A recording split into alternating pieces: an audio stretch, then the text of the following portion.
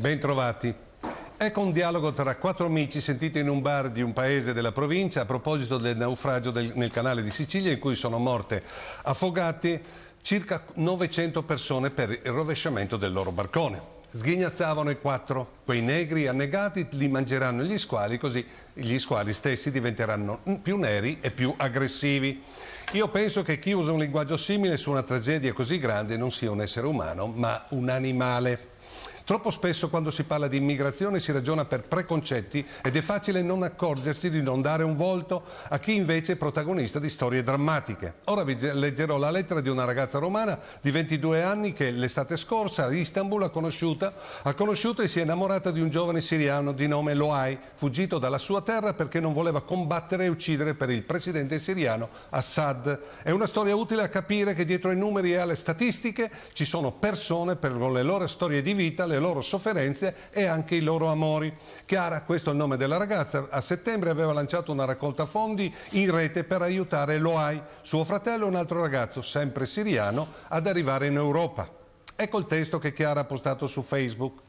Ce l'abbiamo fatta, 1 su 3, ma è un risultato enorme. Loai è arrivato in Germania, a Francoforte, stanotte, si è fatto riconoscere dalla polizia e ora è già nei campi di accoglienza per i profughi rifugiati in attesa del permesso di soggiorno.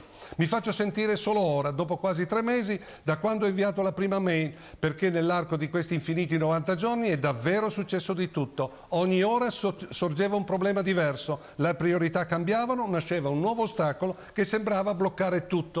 In 2 mesi, cercando di inoltrare la nostra mail il più possibile, siamo riusciti a raccogliere una cifra pari a circa 4.000 euro. È stato impossibile aiutare più di un ragazzo. È partito quindi uno dei 2 fratelli, appunto Loai, il più grande. Intorno agli ultimi giorni di novembre, con un gommone scassato per la modica somma di 1.200 euro, da lì in poi è stato tutto un susseguirsi di cifre spaventose da consegnare a uomini ancora più spaventosi. È partito per una isoletta greca a un'ora di distanza dalla costa turca.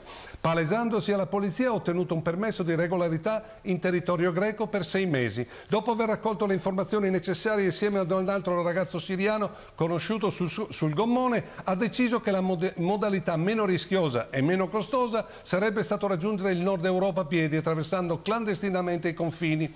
Non entrerò nei dettagli del viaggio, ma non è stato semplice. Si sono trovati a dicembre ad attraversare a nuoto i fiumi, a farsi strada di notte in mezzo ai boschi, li hanno rapinati, minati, sono scampati agli spari della polizia. È stata una tortura per noi da qui al caldo dentro casa, figurarsi per loro. Hanno attraversato il confine tra Grecia e Macedonia, poi Macedonia-Serbia e poi Serbia-Ungheria, Ungheria-Austria e infine finalmente sono saliti su un treno a Vienna e sono arrivati vivi a Monaco. La cosa che ci ha fatto più riflettere è stata la consapevolezza tangibile di dover senza scampo infrangere la legge per salvare una vita. Non esiste al mondo una procedura legale per arrivare da lì in Europa. È andata bene, sono arrivati, ma quello che hanno dichiarato dopo aver chiesto asilo è stato che, per quanto illegale, non si può recriminare loro di aver preteso un diritto allo studio, il basilare diritto ad una vita normale. Ecco, noi rispetto a questo abbiamo preso una posizione che difficilmente trova uno spazio netto tra quello che è giusto e quello che è sbagliato. Crediamo con tutto il cuore che dare libertà senza privarne nessuno sia una priorità.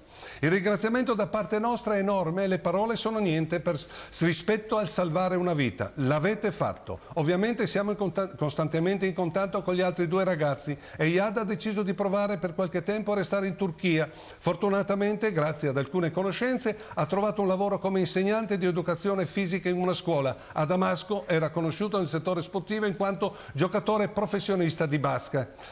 Khaled invece, fratello di Loai, ha ricevuto da un'amica tedesca un contributo di circa 3.000 euro e quindi ieri notte, come il fratello, ha preso il gommone per la Grecia. Non abbiamo per ora sue notizie, stiamo attendendo e sperando sentimenti che negli ultimi tempi conosciamo il dettaglio. Grazie ancora di cuore, un abbraccio forte, Chiara e Loai. Ecco, questo è il tempo in cui siamo chiamati a scegliere se stare dalla parte di quei 4 animali del bar oppure con Chiara e Loai.